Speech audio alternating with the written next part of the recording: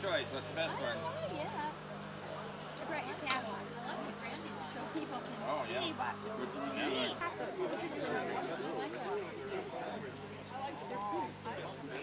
Now there's a red feature there too. So when we're planting garden next year, we should What do you ask think? the kids what they want. We'll do that again next year. Yeah, I just can't eat local. So it's the will. I get quite a few. Cedar Rapids Garden Club. smells like That's where the sensitive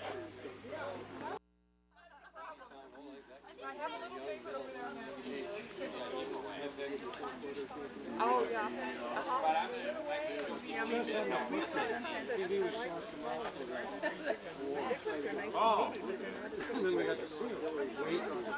Right. John, you're meat.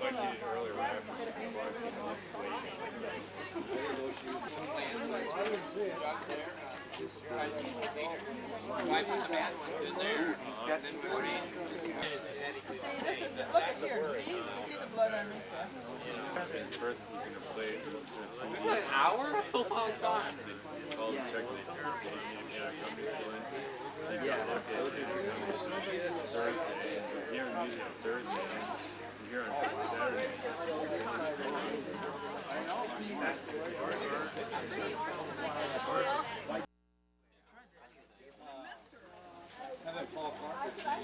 Well, you stay here a minute. I'm pretty sure he'll move you. Yeah, we just talked about He's already needed because she.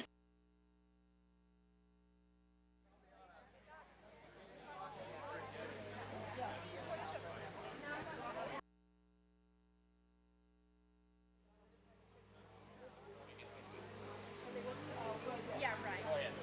I'm the weaker.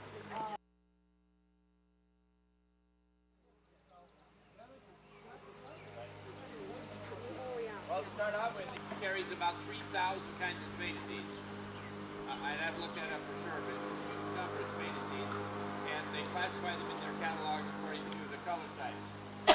So you can see that with about 50 here, imagine the variety of flavors in the other 2,900 and whatever, right?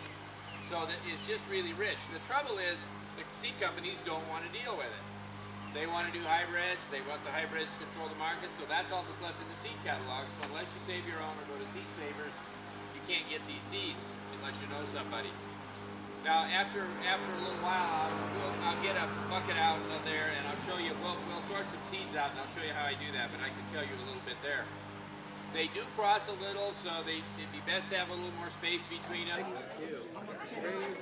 Weighs more than a pound. 7 years. Yeah, he's 7. But he goes in the winter. He lives in an aquarium in the winter. In the summer, he's out.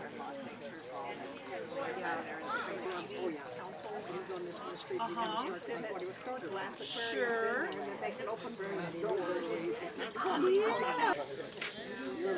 Will, that's cool too. Take care, John. Yep, you too. Congratulations. Yeah, I will.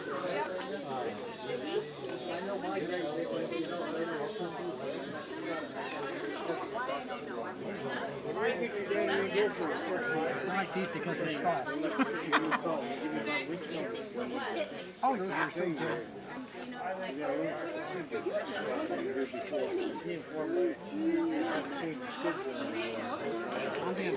These are really good. Oh, yeah? Yeah. German I stripe? actually went back for seconds on this one. Actually, thank you. The beans, yellow pepper. I like the Mexican. They look like little water balloons. Yeah, because like when you like get it, it's like a pop of flavor.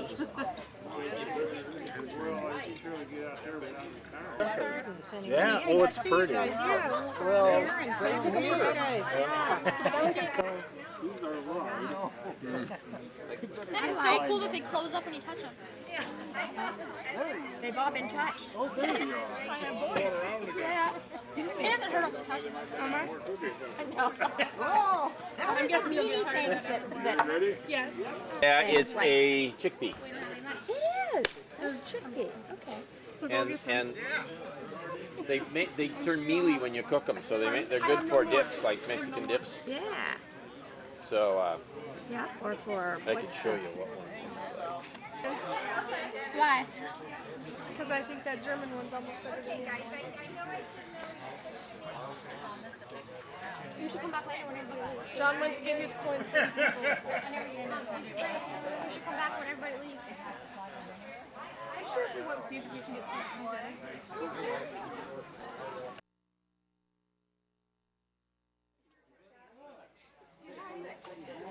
Well, yes, my children brought the three of them. I'm not exactly sure why. Now, I put these cottage cheese containers under the plants. When I get a bad tomato or a damaged one, drop them in there. And or you can put good ones in there. Bite a hole in the side of them and put them in there so they decay. Add a little water, or if it rains, you get enough water in there. And so it's nasty. It is so nasty they actually attract carrion beetles that are under dead animals on the road. Thank you. So, but I see some maggots in here, and I see some, yeah, good. And I see a couple of picnic beetles, you know, those beetles. So you're really getting interested in this, aren't you? I'm thinking there's So- a ready to get seats. dump that in there, beat it up a little with the stick so the rotting seeds fall out of the soup. Kind of smelly and kind of nasty, but you'll see in a minute that it will be nice clean seeds. So it needs to rot probably for at least a week, maybe 2. Now if you don't like all that rot stuff, you full of water, add a couple kernels of yeast, and just leave it on the counter for a week. It'll get a little frothy and, you know, like that, but it won't be near as sticky as this. So then, I had to dump this somewhere. So now the good seeds are falling to the bottom. I'm going to pour off the remains of the tomato. Now I have pretty much just colored water, you see.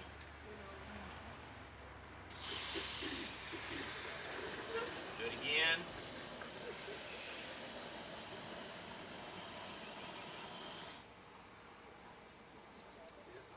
It's not too big a deal until you have to do 50 of them. So I want it to settle a bit, let them fall to the bottom, you know. Don't do it too fast. That is bugs. And now, I'm getting closer.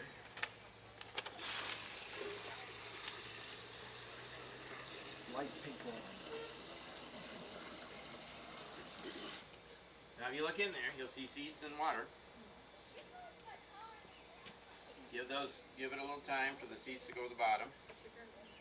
They're all settling out the bottom. So if the seeds aren't good seeds, they'll float and then they'll pour off. And the good seeds go to the bottom. Hi. So dump those off again.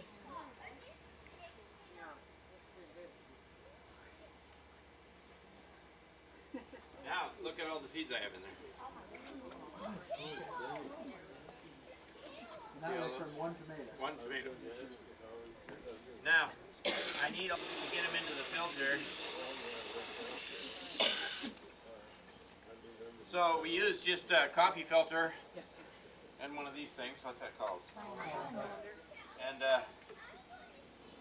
dump them in the filter. This colander's a little too big, but. And then.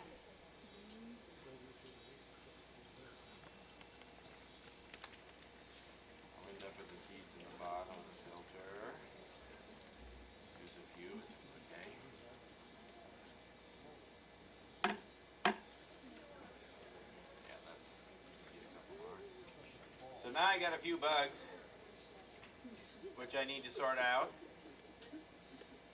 and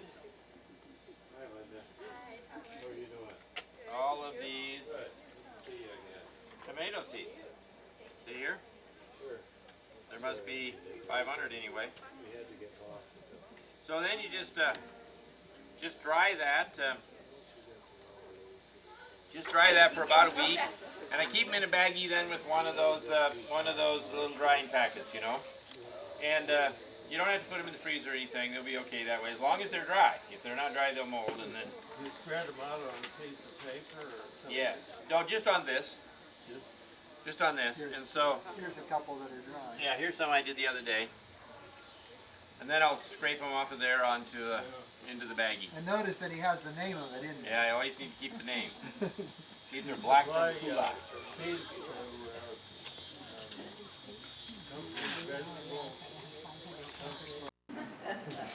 Luck, and we always pick a program that we think the town would be interested in, and I think we have a really good one here tonight. But first of all, I'd like to say a few things about Historical Society. We would like to publicly thank Todd Kress, an electrician that put a much needed light in. When we walked inside the door, we had to walk in the dark around to the other side of the room to turn the light switch on, so he just did that for us. And we have a thank you card back on the table that if anybody'd like to sign that, we would like to give that to Todd. And then also to thank Ted Callahan for mowing the lawn at the cabin for us the last 2 summers. That's much appreciated. And then also to thank Reverend John and the Christian Church people for allowing us the nice use of this basement, because it's a nice facility to do something like this. I want to remind members that there are no there's no meeting in the month of December, but we will at the end of January. And dues are due in January. They're $10 a person or $100 for a lifetime membership. And anybody here tonight that would like to get on our mailing list and maybe the calling list if you wish to be called and reminded, Jayla would love to call you. Dues are $10, and it kind of keeps you in touch with what's going on, and we welcome all the hands to help preserve the history here in Center Point. We're pretty proud of our collection, and we can always use a few more hands to help. Okay. Anything else, Sharon? Okay. So with that, I'd like to introduce Paul Juhl. Our exhibit for this 2008 year was, we thought, we got some people in Center Point ties that have contributed a lot to this town, kind of put the name on the map, you know. And so we started putting our heads together, and that was our exhibit this summer, and one of our people of interest was Paul Juhl. And I'm going to read off of this, his autobiography. I was going to start typing and I thought, you know, I can just read off this. Paul was born in Fort Dodge, Iowa, and graduated from Webster City High School. His higher education consisted of a BA degree from the University of Iowa in history and an MA degree from the University of Northern Iowa in college student personnel work. For 35 years, he worked in public and private education, including years spent teaching at the Institute Montana in Zugerberg, Switzerland. From 1993 to 2001, Center Point was honored to have him as the high school counselor for our high school. Did you counsel any junior high or just high school? Just high school. And then in 1997, he was chosen as the Iowa High School Counselor of the Year. Paul has always been interested in stories and storytelling, especially those concerning Iowa history. Although school counseling and Iowa history books and articles may seem to be far apart, in most ways, both are the stories of people's lives. Center Point Historical Society has had Paul visit us and give, a couple programs? Just one? On the history of photography. And Paul has found some old stereographs of our Center Point photographer, what was his name? Fairbanks. J.A. Fairbanks. And that prompted Paul to publish, was that your first book? It was. Okay. The Iowa Stereographs. And then that was in 1997. And then in 2006, he authored a book called Clear Lake, The Earliest Images. And 2007, he authored Grant Wood's Clear Lake Summer. And that's a very, I hope he tells us a little bit more about that one. Very good book. And then he's also written articles that have appeared in some of these publications that he's got up here, like Stereo World, Iowa Heritage Illustrated. You've done a DVD entitled Lincoln's Grandchildren. He has an Abraham Lincoln interest.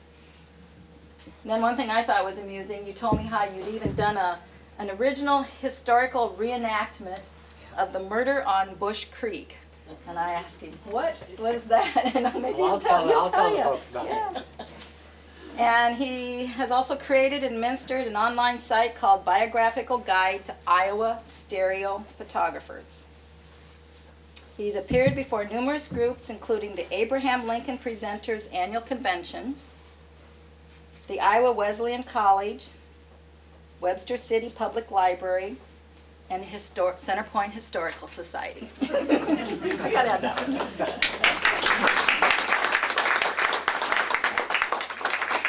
And then you'll also tell us about your latest book. Well, I sure will. Thanks, Teresa. My goodness, that was a lot of stuff. I wasn't ready for all of that. Well, let me fill you in a little bit. And if you can't hear me, let me know. I project pretty well, but if you need me to raise the volume a little bit, let me know. I actually was a school counselor here for 8 years, and I had the honor of working with some very, very fine young people over the years at Centerpoint, and an excellent faculty, excellent administration with Mr. Hanneman, too, over the years. So I have fond memories, and it's really nice to be back with all of you today.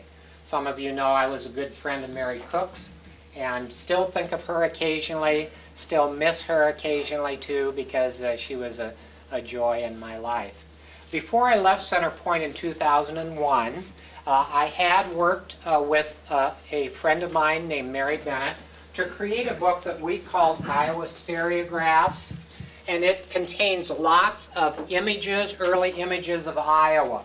Now, stereographs, some of you know what I'm talking about, some of you might not, but you used a stereoscope, and when you looked at two images through it, they blended together and gave it a third dimension. And I've collected these a lot over the years, and Mary knows the history of Iowa. She works for the State Historical Society, so together we put this book out. It was published by the University of Iowa Press, and we've sold about 2,100 copies of that, so a lot of people bought it and hopefully enjoyed it. Tonight, as I talk about what I've been doing, and that's kind of the topic, I guess, is what I've been doing since I left Centerpoint, I'm going to talk a little bit about how one does go about this process, too, of getting things published. I think some of you might have some interest in that. After I retired, I decided that I wanted to do another book. And this book is entitled Clear Lake, the Earliest Images, and it consists of lots of early images of Clear Lake. They were taken from stereographs, but I only used one half of the stereograph. This is not one that you have to look at with your stereoscope, but it's full of pictures of the lake at that time. Now, some of you know that those early photographers mainly did portraits. Just those pictures, we've all seen them, of people with their faces. But when they started to develop the stereoscope and stereographs, they actually went out of their galleries to take the photos. And so these images are really some of the very first images that were ever taken at Clear Lake, other than portraits. Well, the people up there had never seen them before. My collection was a big one. I had 150 different stereographs of Clear Lake, and I thought it would be a shame if I didn't put that into book form. So I started to do the research necessary. I had to rent a cabin for 3 weeks at Clear Lake. Now, isn't that awful that I had to do that? And how pleasant that was. And I really did, I think, a pretty thorough research of Clear Lake in the 1870s and 1880s, including a lot of information about the photographers themselves, and a lot of information for any of you that are Methodists, a lot of information on the Methodist Church, because they had a large campground there. Now, in later years, that campground was moved to the other side of the lake, but at the earliest years, it was kind of on a hillside not far from the downtown area. And of course, they had in the speakers that would shake sin right out of you if you had any in you. And so it's fun to research and fun to learn about those early people. And just before I was going to publish, I'll try to always give you some stories here, but just before I was going to publish the book, I had searched and searched for kind of a first-hand account of camping by the lake in the 1870s or 1880s. I just thought somebody has done a diary, somebody's done some kind of writing about what it was like to put your tent up, no electricity, so they had torch lights and, you know, all kinds of things going. Couldn't find anything. Just a few weeks before I was ready to turn this over to the publisher, a letter arrived at the Clear Lake Library from Missouri. And the letter said that they had a first-hand account of some woman that in 1882 had camped at the lake. And I thought, wonderful, how lucky could I be? She had actually come in a wagon, horse-drawn wagon from Waterloo over to Clear Lake. Well, that's not the best part. The best part is, he said, her name was Lou Henry. Well, that's Mrs. Herbert Hoover. Now, how could I ever have been so lucky to have gotten that first-hand account from Lou Hoover? She did such a nice job, too. She explained things, the trip over from Waterloo and everything about it. So sometimes when you're doing your research, you just come across these things that are just, it just seems like Providence has dropped it right there and waited for you to pick it up. So we're real pleased. Yeah, it's in there. And I went out then to the Herbert Hoover Library and I said, I'd like a picture of Lou Henry when she was about 9 years old. And they had one. So it's in here too. I like the cover. One thing, in this case, I didn't go through any publishing firm. I didn't go through the University of Iowa. Instead, I went through a local firm in Iowa City called True Art. Now, with all of my projects, I tie in with an organization. And in this case, I tied in with the Clear Lake Public Library. I wanted to continue to use them a lot. They're terrific people, so I was happy to help the Clear Lake Public Library. Well, we went looking, and sure enough, I found, again, things just drop sometimes, but I found the John and Louise Hanson of those wonderful days that you had spent in Clear Lake during the summer. They were so precious that a lot of those were saved, even when other stereographs were thrown away. I think I've told some of you this before, but usually the most stereographs of a town were found when they had a really poor paper drive during World War I. If they had a big paper drive, a lot of the stereographs were turned into the paper drive and they've disappeared. Now, Center Point was very lucky. They had a photographer that had that double-lensed camera that could make stereographs, and you see a couple of examples right here of Mr. Fairbanks' studio. This one, I don't know where he took it because it sure doesn't look like Iowa to me, but we've wondered about it. The top one I'm pretty sure is locally made. But in all of my years of collecting, which is probably 25 years, those are the only two that I've come across. So whether a lot of paper went into the drive in Center Point, I'm not sure. But, and we're real interested in my project. And that led me to my next project. And I call these kind of keepsake books. They're not big books, but when you're talking summer of 1941 in Clear Lake, period. And I thought, now there's got to be more than to that. You know, what did he do there? Why was he there? What was going on in his life at that time? And many of you also know that that was the last summer of Grant Wood's life. He went back to Iowa City that fall, started to do his teaching at the university, and pretty soon was diagnosed with pancreatic cancer, and he died in February. He was in the hospital when Pearl Harbor was hit. And of course, that changed Clear Lake completely because instead of those young boys that were always looking for that carload of girls from Thornton to drive around the lake, suddenly they were now in uniform by the summer of '42 and were gone. One thing of interest here, and this is just 50 pages, again lots of photos because I'm a real believer in visually telling the story. I like photographs. I think they tell us so much about the time period, so I always use a lot of photographs in what I do.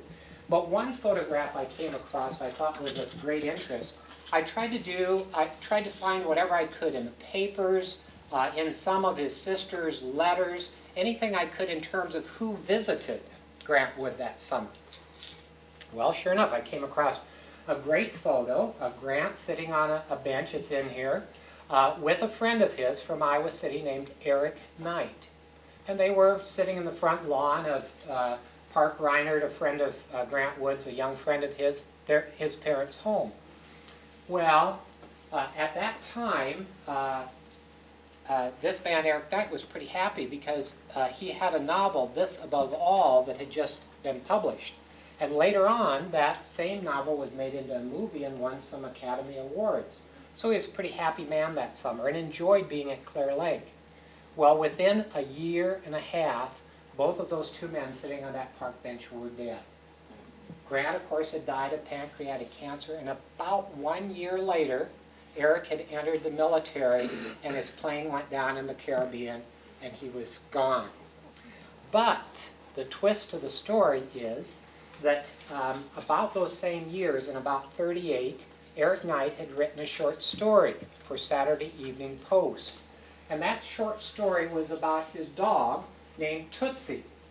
And he had sold it to Saturday Evening Post. He had changed the name of the dog, but it was basically a story about his own dog growing up. He had grown up in England, then come to Canada, and ended up here in the United States. Well, people had shown some interest in that short story, so he had made it into a book. And at the time he died, there was even some talk that they might make it into a movie. Well, the interesting part of this story is that in changing the name from Tootsie, he chose the Scottish name for a young woman, and he named his dog Lassie, and Lassie became probably the best known dog in our American past. They made, I think, 6 movies, a television show, and several books. Eric didn't live long enough to know the end of that story, nor will we ever know what Grant Wood or Eric Knight could have produced had they lived a little bit longer. The man that owns it has tried to restore it so that it looks much as it did, even using the paint from the railroad company to restore it. So they've got a real treasure there too as part of it. And a lot of people, even in Iowa City, that are pretty familiar with Grant Wood, were not aware of that. That's the way it looked when Grant was painting it. And also in this, I included the finished pictures, both that he did that summer, and of interest too were photos I found in which he's actually showing a photograph of the models he was using. If you look at that, you can see the models that he finally worked into as this spring in town. So it was a lot of fun to do. The people of Clear Lake have enjoyed it. We brought this out last December, and it sold about 300 copies. We did 500 copies of that. And and in this case, I should tell you, this was for the, I want to say Center Point, Clear Lake Historical Society. And they've already realized $3,000 or $4,000 with the sales of these. The Lincoln Highway. But of special interest, they asked me to do something about myself, and I chose to call this the thrill and magic of audiovisual day in a 1950s school. Well, this is a country schoolhouse room, and I'm in it.